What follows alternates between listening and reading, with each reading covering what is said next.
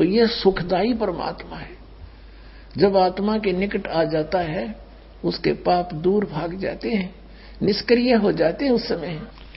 अब गरीबदास साहब जी क्या बताते हैं उनकी अमृत वाणी में, परमात्मा से प्राप्त वाणी में आपको सुनाते हैं। 84 बंधन कटे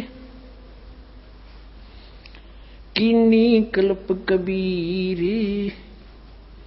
भवन चतुर्दश लोक सब भाई टूटे जम जंजीर। अंत कोट ब्रह्मांड में वो बंदी छोड़ कहाए, सो तो एक कबीर है जननी जने नमाए।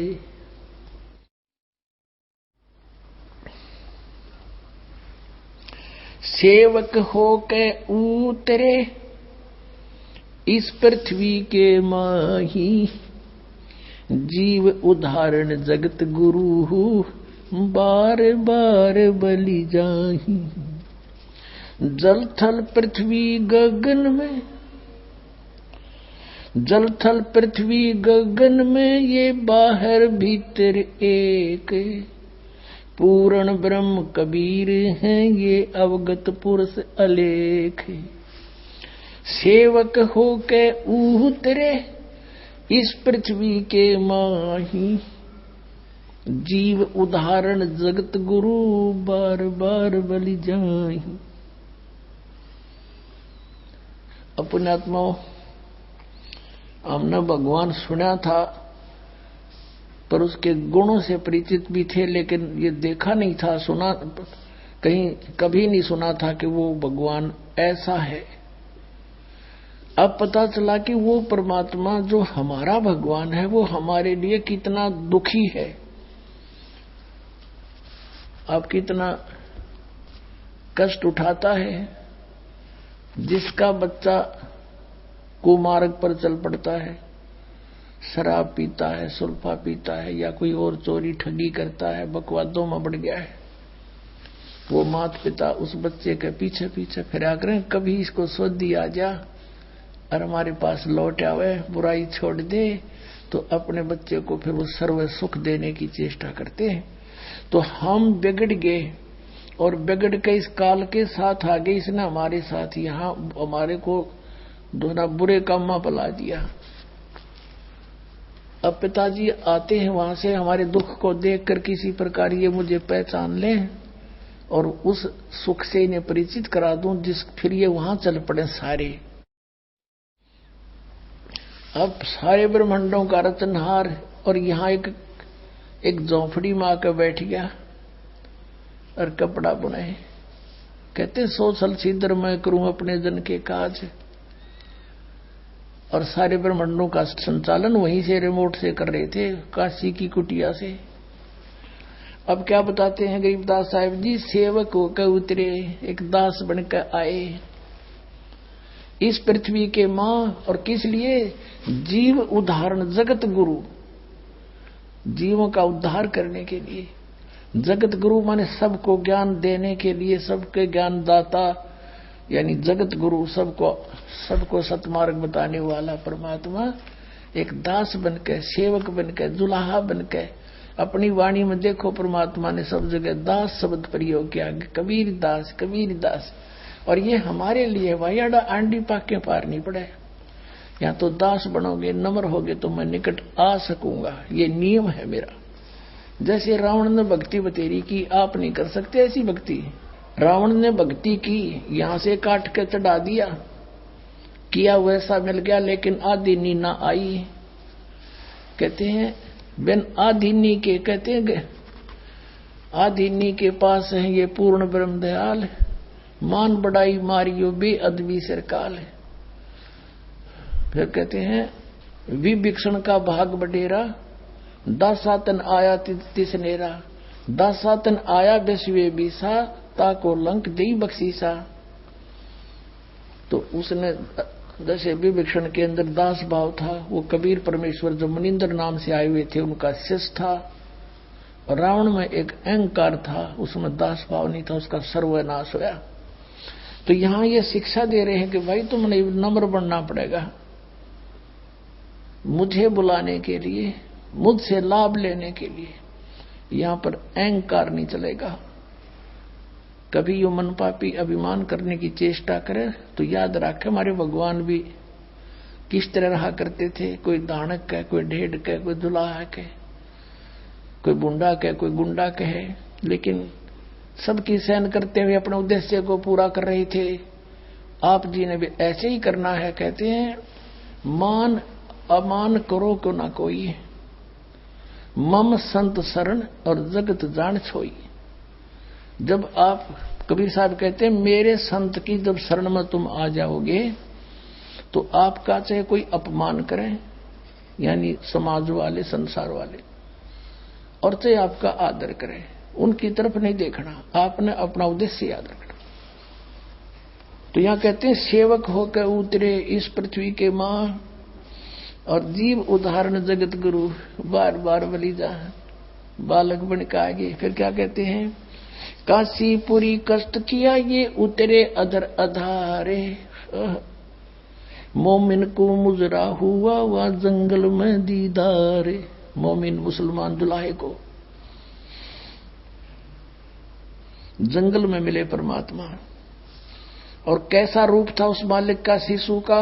कोट किरण शशि भाने सुदिए आसन अदर विमाने। वहां सतलोक में तो परमात्मा के एक रोम को करोड़ सूर्य करोड़ चंद्रमा मिला दे, ऐसा रूप है। लेकिन यहां हल्का तेज पुंज का रूप बनाकर आए हुए थे। कोट किरण शशि भान, शशि माने चंद्रमा, भानु माने सूर्य, करोड़ कोटि, कोटि किरण शशि भान सुदिए आसन अधर विमाने। अधर माने ऊपर तो मालिक का ऐसा शरीर है, और नीचे प्रसद पूर्ण ब्रह्म को शीतल पिंड और प्राणी। पूर्ण परमात्मा को सीने से लगा रखा था, छू रखा था उसने, नीमा ने। कहते उसकी कति आनंद काया होगी थी, शीतल पिंड और प्राण। गोद लिया मुख चूम कर हेम रूप झलकनते, जगर मगर काया करे दमक पदम अनंते। गोद लिया मुख चूम के बालक का, उस परमात्मा का गोदी में लेकर सीने से लगावे, मुख चूमे और शुक्र मनावे। हेम रूप झलकंत, हेम माने बर्फ कैसी सफेद सफेद शरीर था मालिक का, बर्फ जैसा। जैसे कोई कपड़ा खरीदने जाते थे ना सफेद, तो उसको कहते थे दुकानदार को, भाई सफेद देना, स्नो व्हाइट हो, स्नो व्हाइट यानी बर्फ के साथ सफेद। तो वो यहां परमात्मा के विषय में गरीबदास साहब कहते हैं कि हेम यानी हेम रूप झलकंत, उनका शरीर रूप बर्फ जितना सफेद था, स्नो व्हाइट था। और जगर मगर काया करे जनु दम के पदम अनंत, ऐसे शरीर से नूर निकल रहा था परमात्मा के, झलमिल झलमिल हो रही थी उस समय। फिर अपना सेट कर लिया।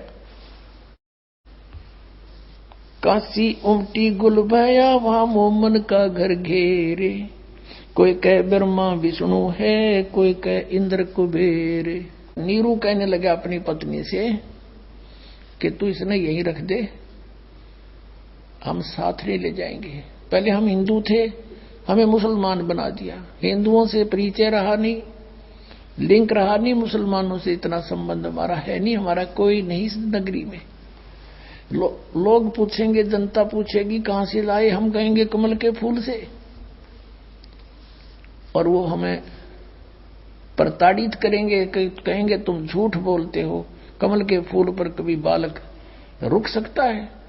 और वहां कहां से आ गया इतने गहरे पानी में, मां कैसे छोड़िया इसको, झूठ बोलते हो, ये है। और हमें देश निकाला दे देंगे, बच्चा भी छीन लेंगे।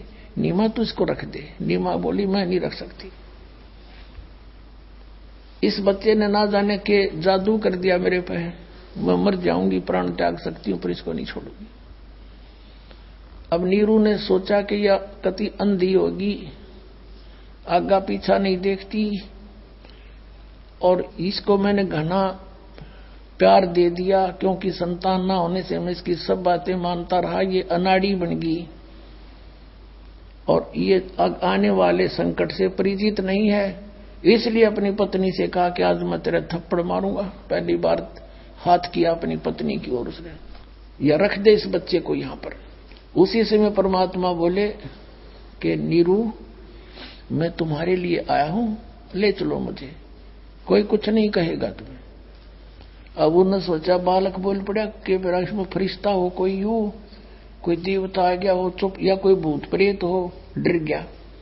आगे आगे हो लिया चुप करके, घर पर आगे। घर आकर देखा इतना सुंदर बालक की तो देखा ना सुना। यहां तक लिखा गरीबदास जी ने कि गीत गाती आओ थी औरतें, टोल के टोल झुंड के झुंड लड़के को देखने के लिए। हरन्यो भूल गई, नो तो पता लगा वहां से मिल गया, पर विरोध नहीं करा। मालिक को कहते सतगुरु दोता वैसा कर ही।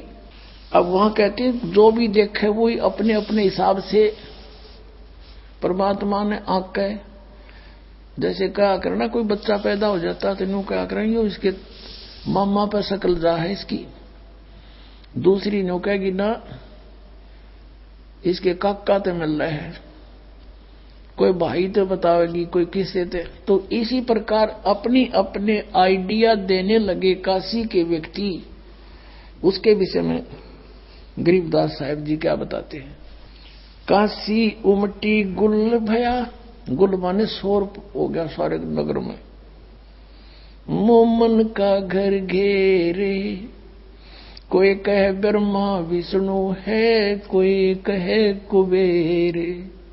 परमात्मा उस बालक को कहते, कोई तो कहे ब्रह्मा का रूप है, कोई कहते विष्णु का जो जागता रूप है, कोई कहे शिव जी जैसा सुंदर है, और कोई कहे इंद्र का रूप है, कोई कहे कुबेर धन का देवता आ गया यो तो दिख है, कोई कहे वरुण धर्म राय है, कोई कहते है ईसे 16 कला सुभान गति, कोई कहे जगदीश। भक्ति मुक्ति ले उतरे, भक्ति मुक्ति लेकर उतरे, और मेटन तीनों ताप, एक मोमन का डेरा लिया, कहे कबीरा बाप। परमात्मा के विषय में गरीबदास साहब कहते हैं कि भक्ति और मुक्ति लेकर अवतरित हुए मालिक यहां पर उतरे, और मेटन तीनों ताप, हमारे सब दुख दूर करने के लिए आए थे।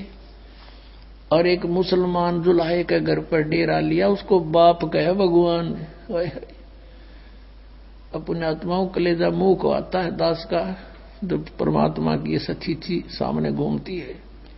हम कितने दुष्ट हैं, कितने नीच हैं, हम अपने परमात्मा को ना पहचान कर काल के जाल में जानबूझकर फंसे पड़े हैं। वो हमारा पिता है, हमारे लिए भटक रहा है। यू काल कभी भी ना आता, मैंने संभालन कोई मरो से जियो, किसी का आंख फुटो से, किसी की बेटी मरो से बेटा मरो, क्योंकि ये हमारा नहीं है। हमारा तो कबीर साहब है, और वो हमारे पीछे भटक रहा है।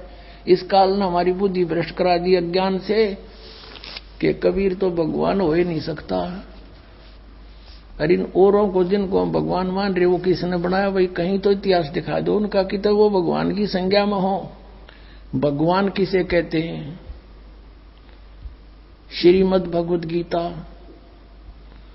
अध्याय नंबर 15 के श्लोक नंबर 1 से 4 में बताया, उल्टा लटका हुआ संसार रूपी वृक्ष है, इसके ऊपर को जड़ है, वो तो मूल मालिक समझो, तीनों गुण रूपी शाखा है। 16 और 17 श्लोक में 15वें अध्याय में 3 पुरुष बताए, सर पुरुष और अक्षर पुरुष।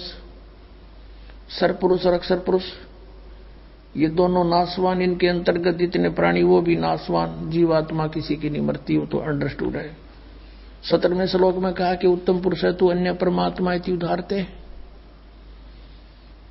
उत्तम पुरुष श्रेष्ठ परमात्मा तो अन्य ही है।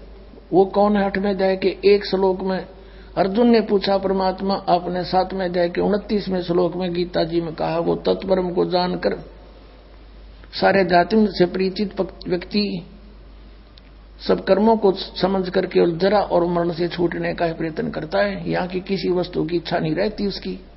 तो किम तत्परम, वो तत्परम क्या है? 8वें अध्याय के प्रथम मंत्र का उत्तर उसने तीसरे श्लोक में दिया 8वें अध्याय की, कि वो परम अक्षर ब्रह्म है। वो गीता ज्ञानदाता से अन्य है। परम माने श्रेष्ठ, सबसे श्रेष्ठ। 15वें अध्याय के 17वें श्लोक में उसी परम अक्षर ब्रह्म के विषय में कहा है कि उत्तम पुरुष है। उत्तम पुरुष, श्रेष्ठ परमात्मा तो अन्य है। किससे? सरपुरुष और अक्षर पुरुष से। 16वें श्लोक में जो वर्णित है।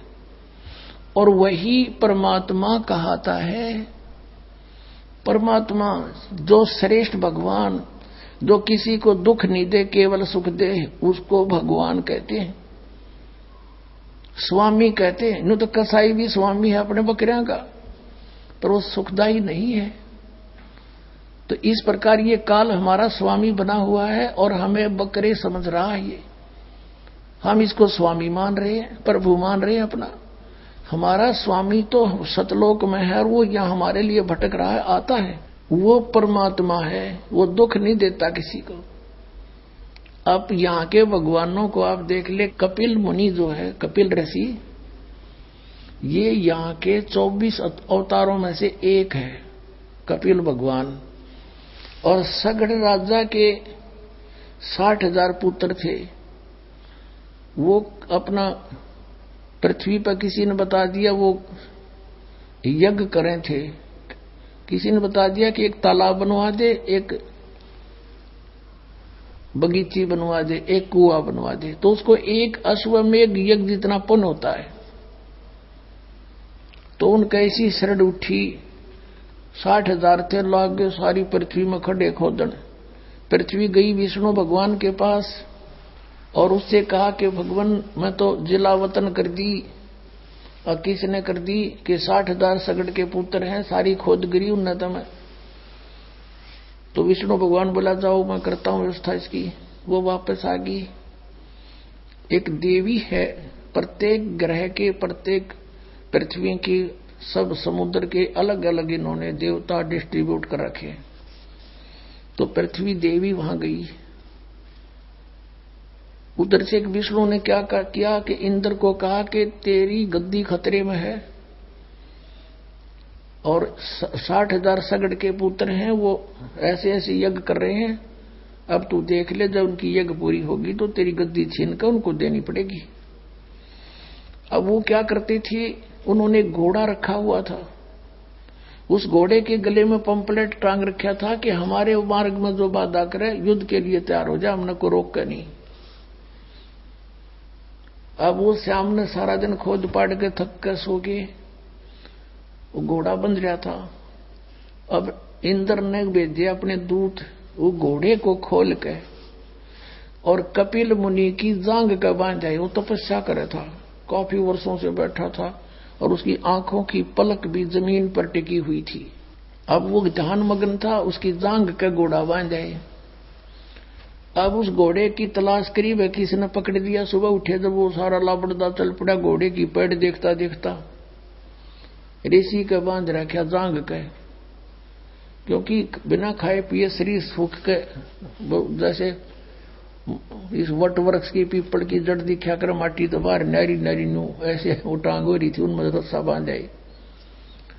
अब इन्होंने जाकर क्या देख किया कि उसके आंखों में भाले ला दिए, नू भाले नोकीले, वो भाले एरो नो सोच के कि यू और हमारे घोड़े ने बांधे बैठा देख, उसके भाले चबो दिए दोनों तरफ से और कहा उठो पाखंडी, खड़ा हो, युद्ध कर हमारे साथ। अब उसका ऋषि का हुआ दर्द कसूता न क्यों, हमने जोर तो हमारे गच दे ही। और वो एकदम क्रोध हुआ, उसने ऐसे वो उठा दी पलक।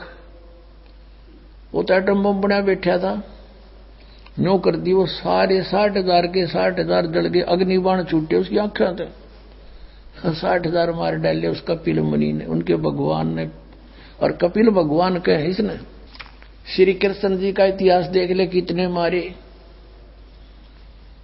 श्री राम का इतिहास देख ले, और इस परमात्मा का इतिहास देख लो, जब कीड़ी बीमारी होता है कितना जुल्म ढाई परमात्मा के, कभी किसी को बद्दुआ नहीं दी मालिक ने, क्योंकि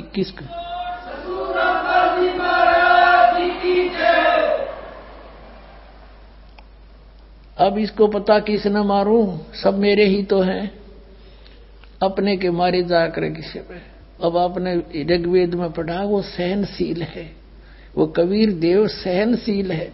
परमात्मा वही है सहनशील, देख लो इतिहास किसी के आज तक। तो वो परमात्मा इति उदारता है, वो परमात्मा भगवान कहता है। तो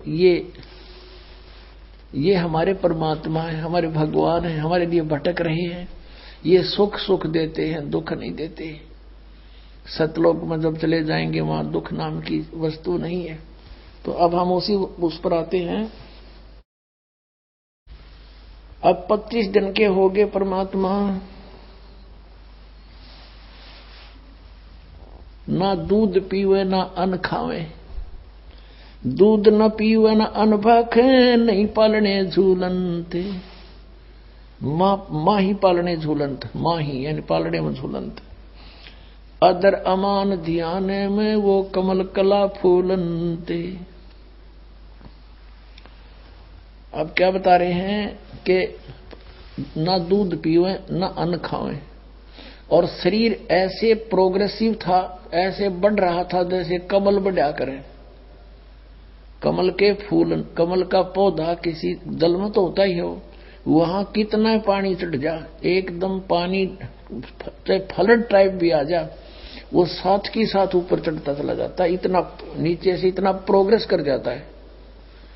तो यहां लिखा कि वो कमल कला फूलंत, फल फूल तो ऐसे रहा था परमात्मा जैसे कमल रोज बढ़ा करे, लेकिन कुछ खा पी नहीं रहा था। तो उस मुंह बोली माता को चिंता बन गई, और उसने भी अन्न पानी त्याग दिया। 1-2 दिन पहले, 25 दिन का जब हुआ, 1-2 दिन पहले उसने भी अन्न पानी त्याग दिया माई ने, कि हे भगवान अब ये लड़का मरेगा, हे शंकर भगवान इसे अच्छा ना देते तो सब्र हो जाता रो पीट के, अब साथ में मरूंगी, मैं जी नहीं सकती, इस दुख को सह नहीं कर सकती।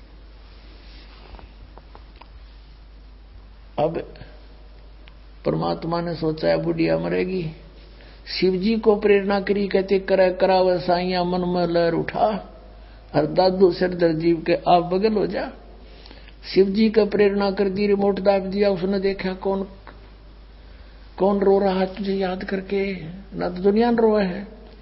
वो प्रेरणा मालिक की साधु रूप बनाकर आए मिनटों में यहाँ पर, और पूछा माई क्या बात है, क्यों रो रहे हो। माई ने कहा बाबा जी आप भी रो पड़ोगे, मेरे दुख न मत सुनो। शंकर भगवान ने कहा माई फिर भी कहते अपना दुख बता दे तो हल्का हो जाता है, आप बताओ तो सही। फिर उसने सारी कथा बताई कि हम निसंतान थे, एक दिन भगवान शंकर को याद किया था सच्चे दिल से, मेरे मालिक ने कमल के फूल पर एक बालक दिया था। अब 25 दिन हो गए, ना कुछ खाता ना पीता। अब यही प्रार्थना कर रही हूं कि या तो मुझे ये देना नहीं था भगवान, अब ले क्यों रही हो। अगर यदि ये मर गया तो साथ ये प्राण साथ जाएंगे आज मेरे, मैं न्यो रो रही हूं। तब शंकर भगवान ने कहा साधु वेश में कि दिखा माई तेरे बेटे को। वो लाई उठा के और सोचा महात्मा के चरणों में डाल दें, कुछ ये दुआ दे दें, आशीर्वाद दे दे, जो रोटी कुछ खा ले मेरा पुत्र।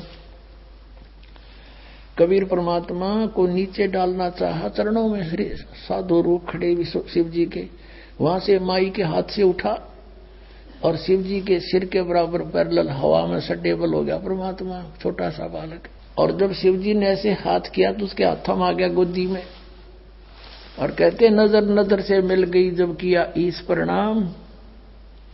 और शंकर भगवान की दोनों की आपस में जब नजर में नजर मिली, जब कहा कि ये कहा माई यू बालक मरण का कोनी, इसकी तो रेखा बता रही है, तो बहुत लंबी आयु है इसकी। अब वह माई ने बोली बाबा जी ये सुख की सांत्वना का मेरे असर ना हो, अब मेरा तो मैं तो जब मानो जब ये दूध के मैं पी खा लेगा। तब परमात्मा ने कहा शिव जी एक कुंवारी गाय मंगा ले, और उसके कमर पे हाथ रख देना, वह दूध देवेगी। उसी समय ऐसा ही किया गया। नीरू को बुलाया, नीरू भाग कर लाया, एक कंवारी गाय लाया जिसने कभी टच भी ना की हो सांडन। उसको कंवारी तो आम आदमी समझता है गाय। वो बछिया लेकर आए, शंकर भगवान ने थपकी मारी, वह दूध देने लगी। अपने आप स्वतंत्र चल पड़ा। कोरा बर्तन लाए थे, मंगाया था कुमार से, वो नीचे रख दिया धो के। वो भर गया, जब आप पे बंद हो गया और कहा माई अब ले। जब परमात्मा ने गट गट दूध पिया, जब उसका सब्र हुआ। बोलो सतगुरुदेव की जय।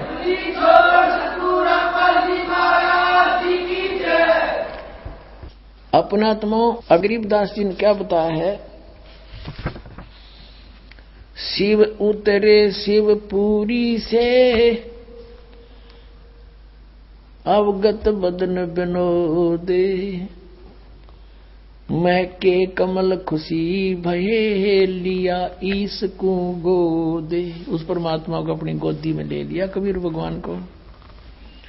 नजर नजर से मिल गई, किया ईस परिणाम, धन मोमिन धन पूर्णा, धन ये काशी गांव में। शिव भगवान कहते धन है तुम्हारे किस्मत, धन है इस काशी की जो ऐसा महापुरुष यहाँ पर प्रकट हुआ है। अब नो शिव जी ने बेरा ये हैं कौन, लेकिन वो नक्षत्र देखा करें। वो नक्षत्र शब्द 21 परमात्मा के उसी हिसाब से बता दिया कि तो धन भाग इस काशी नगर के जो महापुरुष है यहाँ पर प्रकट हो गया। 7 बार चर्चा करी, बोले बालक बेने। परमात्मा ने कहा शिव को कर मस्तक धरा, ला मोमन एक धैनु। एक धैनु माने गाय, कि जाओ एक गाय ले आओ। अन ब्यावर को दूहत है, दूध दिया तत्काल, और पीवे बालक ब्रह्म गति, ता शिव भय दयाल। अब ये तो गरीबदास जी ने क्लियर किया है कि वो कौन था संत रूप में, शिव जी थे।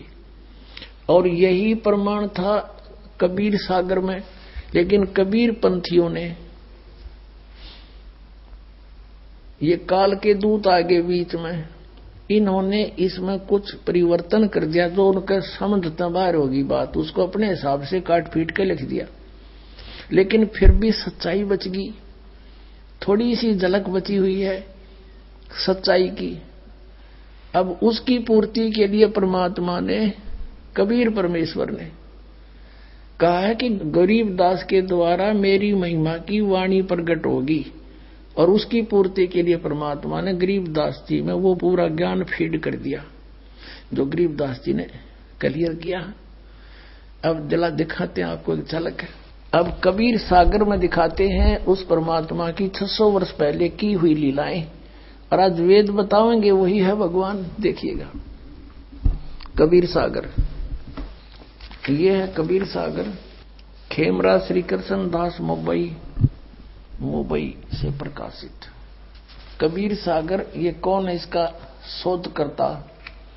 कबीर पंथी भारत पथिक स्वामी युगलानंद विहारी द्वारा प्रचलित मुद्रक एवं प्रकाशक हैं खेमरा श्री कृष्ण दास। अध्यक्ष श्री वेंकटेश्वर प्रेस, खेमरा श्री कृष्ण दास स्मारक, मुंबई से।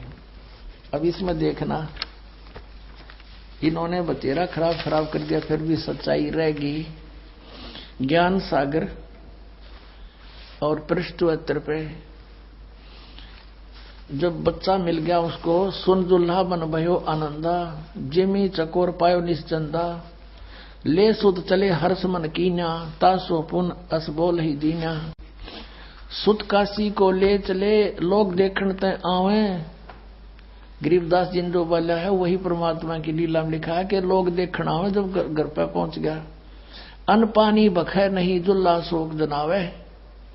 कुछ भी नहीं खाया पिया और दुखी हो गया। फिर गए रामानंद, इन्होंने कहा कि रामानंद जी के पास गया। फिर वो नीरू तब जुल्हा मन कीन तिवाना, रामानंद सो कही उत्पाना। मैं सुत पायो बड़ा गुणवंता, कारण कौन बखे नहीं संता। रामानंद ध्यान तब धारा, जुल्हा सो तब असक वचन उचारा। पूर्व जन्म तू ब्राह्मण जाति, हर सेवा की नहीं भली भांति। कछु तुम सेवा हर की चूका, ताते भयो जुल्ह का रूपा। प्रीति प्रभु गए तोरी दीनी, ताते उद्धान में सुत तो दीना। अब ये दुल्हा कहता है नीरू के हे प्रभु, मैंने जैसा किया उसा पा गया। अब मैं आपके पास आया हूं, कुछ उपाय बताओ। सो कहिए उपाय गुसाई, बालक अक्षुदावंत कुछ खाई। रामानंद अस युक्ति विचारा, तुम सुत कोई ज्ञानी अवतारा। अब जिसी बुद्धि थी रामानंद की, कहे तेरा पुत्र जो है कोई बड़ा विद्वान पुरुष है, और बछिया जाही बैल नहीं लागा, और सोले ठाड़ करते ही आगा। एक बछिया ले आओ जिसको बैल ने कभी टच ना करा हो, अर्थात कंवारी बछिया। बछिया जाही बैल नहीं लागा, सोले ठाड़ करते ही आगा। दूध चलते ही थनते दूध धरो छिपाई, अक्षुदावंत जब होवे ताको देखवाई। और देखो ये तो इन अपना बताया कि रामानंद ने बताई नहीं, ये मिलावट है। अब यहां है कि जुल्हा एक बछिया ले आवा, और चलो दूध कोई मरम न पावा। वो दूध कौन सा दो चला गया। चलो दूध जुल्हा हरसाना, राख छिपाई कहू नहीं जाना। और किसी का आगे नहीं बताया कि कोई ऐसे बता के गया है। अब ये दूत कौन था, अब यहां इन्होंने रामानंद से जोड़ दी।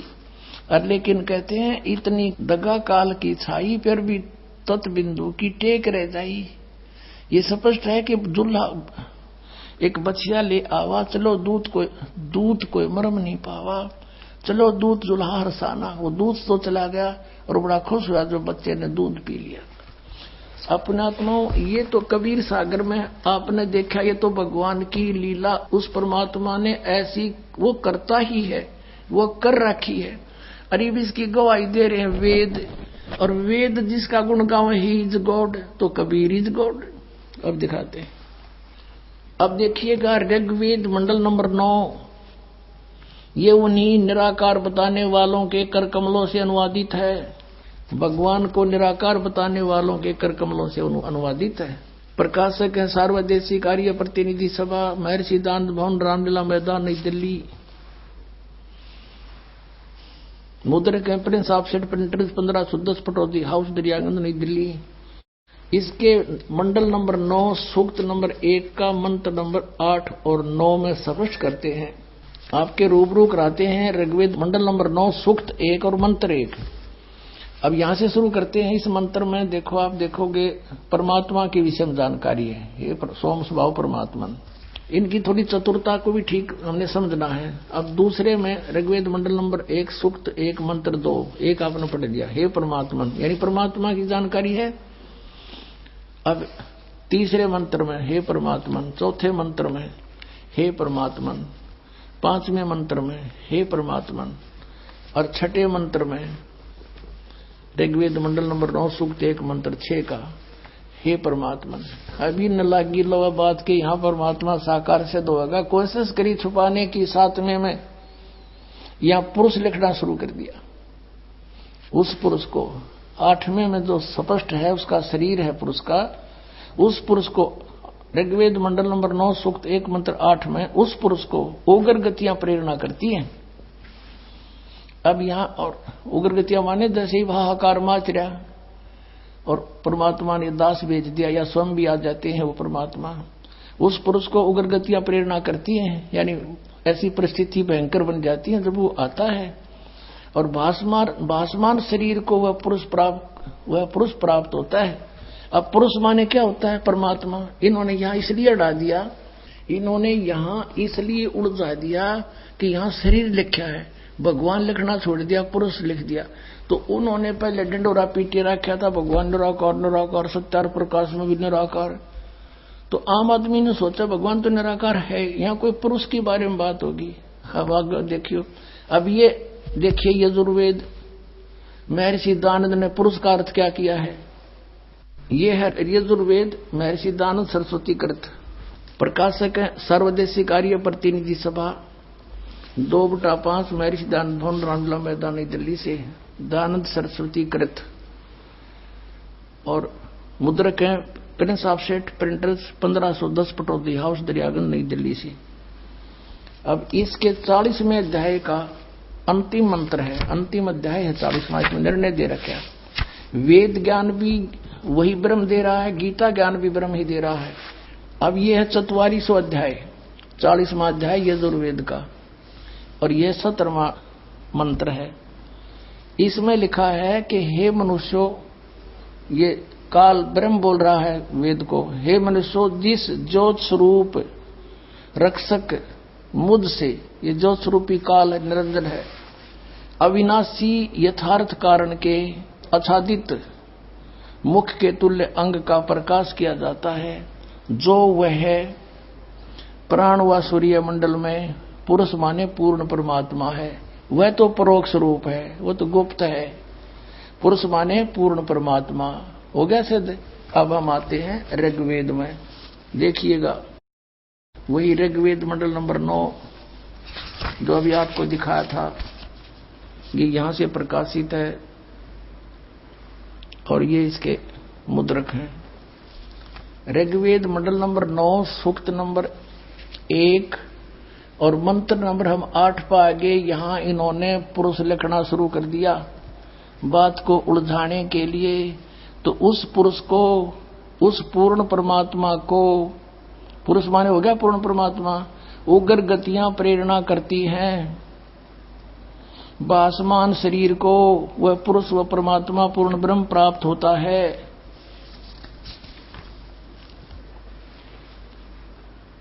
और जिसमें 3 प्रकार के दूसरों को वारण करने वाला मधुमेह शरीर मिलता है। अब देखो, अब यहां पर आते हैं ऋग्वेद मंडल नंबर 9 सूक्त 1 मंत्र 9 में उस, अब देखो 100 माने परमेश्वर होता है, 100 जगह लिख रखा है ना 100 माने परमात्मा। ये देखो 100 जगह 100 माने परमात्मा, लेकिन यहां ना लिखा, पुरुष लिख दिया। यह लिखना था उस पूर्ण परमात्मा को जो शिशु रूप में आता है, सब अभी अधन्या धेनव, धेनु माने गौवे, अभी अधन्या माने पूर्ण रूप से कंवारी बिना दनाई, अधन्या कहते हैं बिना दनाई को, अधन्या जो कभी टच ना की हो साठ, अभी अधन्या पूर्ण रूप से बिना दनाई यानी कंवारी, अभी अधन्या माने कंवारी गौवे तृप्त करती हैं उस शिशु रूप में प्राप्त परमात्मा को के परवरिश की लीला। ये समझ लो अभी अधन्या पूर्ण रूप से यानी कंवारी गौवे उसको तृप्त करती हैं, उसकी परवरिश की लीला कंवारी गायों द्वारा होती है। अपने आत्मा वो कितना दयालु है आपके ऊपर, उस परमेश्वर ने ये समय निर्धारित कर रखा है आप सबको पार करने का, और कंप्रोमाइज कर रखा है इस काल ने कि कलयुग में आप कितने जीव ले जाना। तो पुण्यात्माओं जैसे परमात्मा आते हैं, अच्छी आत्माओं को मिलते हैं, उसको ज्ञान से परिपूर्ण करते हैं। उनमें से एक आदरणीय धर्मदास साहिब जी हैं, जिनको परमात्मा मिले। आदरणीय गरीबदास साहिब जी हैं, जिनको परमात्मा मिले। आदरणीय नानक साहिब जी हैं, आदरणीय मुलुकदास साहिब जी हैं, आदरणीय दादू साहिब जी हैं, आदरणीय घीसा दास साहिब जी, इनको परमात्मा मिले और इनको रहस्य बताया। उनमें से धर्मदास साहिब जी से जो मिले, उन्होंने लिपिबद्ध किया जो वार्ता भगवान से हुई। तब धर्मदास जी परिचित हुए उस लोक से और देखा यह हाल हमारा। तब कहे भगवान आप तो दयालु हो, दया कर दो अपने बच्चों पर, इनको ले चलो वही। तब परमात्मा ने कहा आप देख रहे हो ये काल के दूत कैसे झूठ बोल रहे हैं। ये कहते हैं ब्रह्मा विष्णु महेश अविनाशी हैं और ये सारे आपको दिखा दिया मैंने, ये नासवान है। तो उसने कहा धर्मदास ने भगवान फिर क्यों कर बात बनेगी। परमात्मा ने कहा धर्मदास डट जा। तो क्या कहा परमात्मा ने कि मैं मेरे पीछे काल 12 पंथ लाओगा, इसकी मेरी बात हुई थी। इसने कहा था कि बेशक चले जाना तुम कलयुग में जीव निकालने के लिए, उससे पहले तेरे नाम पे 12 नकली पंथ चला दूंगा और अनेक पंथ चलाऊं, यावत जीवों को भरमाऊं। तो परमात्मा ने कहा था यू 12 पंथ चलाओगा और 12वां पंथ गरीबदास पंथ होगा, छुड़ाने वाले का। और उसमें मेरी महिमा की वाणी फिर से प्रकट करवाऊंगा। तब तक ये काल के दूत प्रवेश करके तेरे लिखे हुए इस लेख में कुछ परिवर्तन कर देंगे। तो दोबारा गरीबदास के द्वारा मैं अपनी वाणी लिखवाऊंगा और फिर उसी पंथ में, गरीबदास के पंथ में चल के कलयुग में फिर मैं आऊंगा बिचली पीढ़ी पार करने के लिए। फिर का धर्मदास ने कहा परमात्मा आप कब आओगे कि कलयुग बीच? कहते हैं ये जो आज मैं कह रहा हूं ना तेरे को ये वचन, ये उस समय सिद्ध होंगे जब कलयुग बीते 5500 पाचा, तब ये मेरा वचन होगा साचा। कलयुग जब 5505 वर्ष बीत जाएंगे तब ये मेरी बात सच्ची होगी जो मैं आज कह रहा हूं कि फिर ऐसा समय आएगा पूरा विश्व मेरी शरण में आएगा, सब भक्ति करेंगे, बुराई त्याग देंगे, सतयुग जैसा माहौल पूरी पृथ्वी पर लाऊंगा, अपने बच्चों को सुख दूंगा, सत भक्ति दूंगा। और ये अलग अलग बन गए, कोई मुसलमान, कोई हिंदू, सिख, ईसाई, ये सब एक होंगे। ये जितने पंथ मिल गए